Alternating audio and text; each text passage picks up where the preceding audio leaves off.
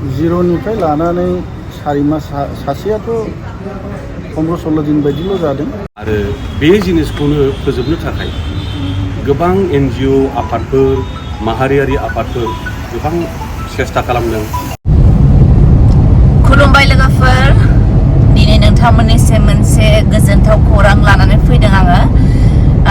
जोङो दा बङाइगाव फारसे थांगासिनो लोगोफोर। बे बङाइगाव फारसे थांनायनि जाहोना जाहैबाय आंनिनो बिदा असे आरो बेजों लोगोसे साब्रै साबासो दङ। बिसोरो मोनसे NGO खुलिदों। दिनै बिनिनो इन'ग्रेसन प्रग्राम दङ लोगोफोर। बे इन'ग्रेसन प्रग्रामाव जोंबो बाहागो लानो थांगासिनो। इन'ग्रेसनखौ जोङो खालामनाय नङा, इन'ग्रेसनखौहाय खालामनो बिसोरो आलासि महरै गुबुनखौ लेंहरखादों। जास्ट बेवहाय जोंखौ खबर होनायखाय बिदाया जोंबो थांनानै मोनसे ब्लग बानायनो थिननायखाय आङो दिनै थांगासिनो आरो आंनि ब्लगजों नोंथांमोननो जे फोरमायगोन आङो बे आंनि YouTube चेनेलनि गेजेरजों आरो आंनि फेसबुक पेजनि गेजेरजों। स' नोंथांमोना दिनैनि भिडिअखौ स्किप खालामाजासे आंनि भिडिअखौ फुल नायलांबानो जाबाय।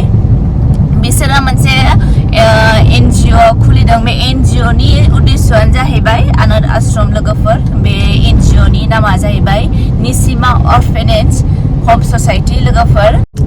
बे आनाथ आश्रमाव बेसिक एसेन्सियेल इडुकेसननिफ्राय लानानै जानाय थानाय जेसेबां गोनांथि बेखौहाय सुफुंनो नाजागोन आरो गथ' उन्दैफोरनि थाखाय मोजां राहा बिथांमोना बेखौबो नायनो हाजासे गावसिनिफ्राय नाजागोन आरो नोंथांमोना जायफोर बेफोरबायदि दङ खौरां मोनदोंबा मिथियोबा नोंथांमोना बे NGOआवहाय लानानै दोनफैनो हागोन। आङो डिसक्रिपसनाव नाम्बारखौ होनानै होगोन, नोंथांमोना कन्टेक्ट खालामबानो जाबाय। आरो माखासे खौरांखौ बिथांमोननिफ्राय मिथिनानै लानोसै। आं बारा बुंबाय थाला, नोंथांमोना नायलांबाय थाबानो जाबाय। जोंबो दा सफैसैयानो।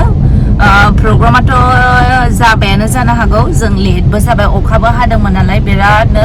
दा जोंबो लासै लासै थांनांगौ, फेमिलि दङ। आंनावथ' उन्दैया उन्दुलांबावबायसो, हनै जानानै फैबायमोन नालाय। ओंखाम जाखांबाथाय बियो उन्दैया गारि गाखोबा उन्दुनो ओंखारो। बेनिखायनो लोगोफोर थांग्रोनोसै, दसे उनाव लोगो मोनफिनगोन। जों एसे लेट जाबाय लोगोफोर। एसे सिगां इन'ग्रेसन प्रग्रामा जोबनानै थांबाय। जोंहा आलासि महरै नुजाफैदोंमोन एक्स-MLA चन्दन ब्रह्म सार। ओमफ्राय दा सारखौहाय जोङो मिडियानिफ्राय सोंनायावल' स्पिच होनायाव एसे नुफैबाय आरोना। प्रग्रामा मोजाङैनो मोजां थांबाय।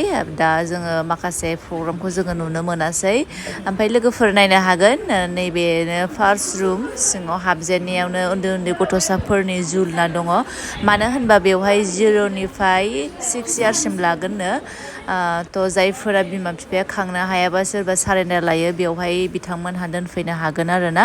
आरो गथ'खौ जायफोरा गोसो गथ'फोर गैया बिथांमोनहाबो बेनिफ्रायनो लानानै थांनो हागोन एबा एडप्ट खालामनो हागोन। दा मा प्रसेस दङ नोंथांमोना दसे उनाव मिथिनानै लानो हागोन।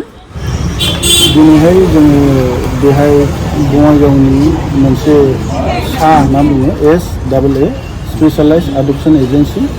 बे स्पेशलाइज एडप्शन एजेन्सियाव माने गथ'फ्रा थायो। बेहाय 0निफ्राय 6 बोसोरसिमनि गथ'फ्रा गासैबो बेहाय बे एजेन्सियाव थागोन।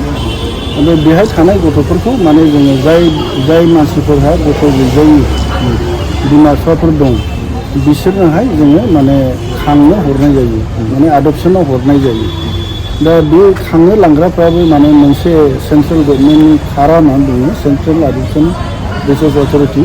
बेहाय अनलाइनै एप्लिकेसन होनांगौ। बे एप्लिकेसननि सायावहाय बिथा खालामनानै जोंनि ससियेल वर्कारा, एजेन्सिनि ससियेल वर्कारा बिथांनि न'आवहाय हम स्टाडि खालामहैनाय जायो। हम स्टाडि खालामनायनि उनाव बिथांखौहाय फिट पारसन मोनोबा बिनोहाय गथ'खौ हरनाय जायो। जोंनि नेमा दा बेनो। जोङो बिनि सिगां खैलामैलायावबो जोङो बे एजेन्सिखौ मावगासिनो दं आरो जों दा गथ'फोरखौ बारबोबाय आरो दिनैहाय जोङो बेहाय मुखुलि खालामबाय आरो जोङो मोजाङै मोजां मावलांनो सानबाय। बबे समनिफ्राय जागायदोंमोन खामानिखौ? जों बे खामानिखौ 2007आवहाय जागायदों। जों 2007आव मोनसे CCI होनना बुङो, चाइल्ड केयार इन्स्टिटिउसन। जों बेखौहाय 2007आव खालामनाय जादोंमोन। दा बे CCIआबो दाबो सोलिगासिनो दं। दा प्रेजेन्ट बेयावहाय 22 जन गथ'फोर दङ खैलामैलायावहाय। चाइल्ड केयार इन्स्टिटिउसनाव बेहाय थायो गथ'फ्रा 6निफ्राय 18 बोसोरसिम 18 बोसोरनि उनावहाय जों बिसोरनो मोनसे भकेसनेल ट्रेनिं बा माबा मोनसे ट्रेनिं आखा फाखा खालामनानै फोरोंनानै बिसोरनि प्लेसमेन्टखौबो नायनानै बिसोरखौ हगारनाय जायो। गोदाव सोराव जानानै थानाय उन्दै उन्दै गथ'साफोरखौ नोंथांमोननिसिम दैथायहरनो थाखाय माबोरै मा खालामनायजों दैथायहरनो हागोन? गोदाव सोराव जाना थानाय गथ'फोरखौ जोंनि चाइल्ड केयार इन्स्टिटिउसन दैथायहरनोबा जोंनि प्रटेक्ट डिस्ट्रिक्टआवनो मोनसे गावबागाव डिस्ट्रिक्टआव मोनसे चाइल्ड वेलफेयार कमिटि होननाय थायो। बियो मोनसे गभर्नमेन्ट रिकगनाइज कमिटिखा। बे कमिटियावहाय बे गथ'खौहाय प्रडिउस खालामहैनांगौ। प्रडिउस खालामनानै बे चाइल्ड वेलफेयार कमिटिनिफ्राय बिसोरो बे गथ'नि हम स्टाडि खालामनाय जायो। हम स्टाडि खालामनायाव जुदिबा गथ'नो मोनसे इन्स्टिटिउसन केयार नांगौ होननानै सानोबा बिसोरो बेहाय लं टार्म केयारनि थाखाय हरनाय जायो। गथ'साफोरखौ माबायदि जोथोन आरो नोजोर लानाय जायो? गथ'साफोरखौ बिसोरनो फार्स्टआव हमलि एनभायरनमेन्ट होनो नाजायो जों आरो बिसोरनि गासैबो नांगौ थाव साबोन गासै जानाय लोंनाय गस्ला सि इभेन एनि निड्स आरो जेरै न'खराव जा केयारखौ होयो बे सेम केयारखौहाय जोङो होनो नाजायो आरो होयो बिसोरनो। बेसेबां बैसोनि? दा बर्थमान जोंनावहाय 6 बोसोरनिफ्राय लानानै 16 बोसोरसिमनि गथ'फोर दं बे चाइल्ड केयार इन्स्टिटिउसनाव आरो मोनसे एडप्शन एजेन्सि जा खैलामैलावनो बिनि आटासाव दं बेहाय दङ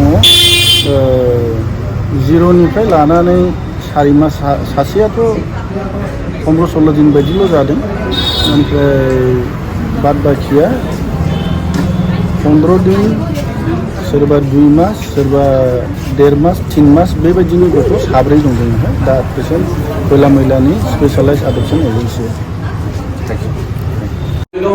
যিটো আমাৰ ভূমিৰ পৰিৱেশ এইটো এটা advance elite society qualified society আৰু বঙাইগাঁৱৰ যিটো এডমিনিষ্ট্ৰেশ্যন খুব ভাল প্ৰশাসনীয় ব্যৱস্থা।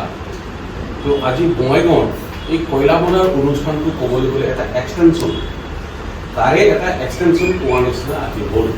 এই স্বীকৃতিটো পালে এই গণ্যতাটো পালে স্বীকৃতি এনেকৈ নাপায় আৰু আমাৰ চৰকাৰী তথা গভৰ্ণমেণ্ট যিখিনি নিয়ম নীতি সেই নিয়ম নীতিৰ আধাৰত ক্ৰাইটেৰিয়া ফুলফিল কৰাৰ কাৰণে তেখেতক দায়িত্ব দিছে। এডপশ্যন এজেঞ্চি হিচাপে বঙাইগাঁৱত তেওঁক যে আজি চিলেক্ট কৰিছে এইটোতো শ্বৰ্টকাট মেথড নাই, এটা প্ৰক্ৰিয়াৰ মাজেদি আপুনি পাইছে। আপোনাৰ যিখিনি এক্সপিৰিয়েঞ্চ আপোনাৰ যিখিনি পাৰফৰ্মেঞ্চ জাষ্ট সুধিলোঁ যে আজিলৈকে আপুনি কিমান। जोंहा आरो फंबाय आरो बिनानाव माखासे इउटुबारफोर फैदों लेंहरजानानै बिथांमोनहाबो नुजाफैबाय दसे गावनि बेसेन गोसा समखौ गारनानै। बिथांमोनखौ नोंथांमोना निस्सय सिनायखागोन। बिसोरो सासे मुंदांखा इउटुबार रिंसार आगै आरो रैसु ओमफ्राय बे उन्दैनिया रेसमा आरोना। मोजां मोनदों फैनायखौ नुनानै। थ' लोगोफोर आङो दिनैनि ब्लगखौ बेयावनो फोजोबनो सानबाय। नोंथांमोनहा अनसायगोन होननानै आङो मिजिं थिबाय। स' दिनैनि भिडिअ एसेयावनो जोब्बाय। बाय बाय।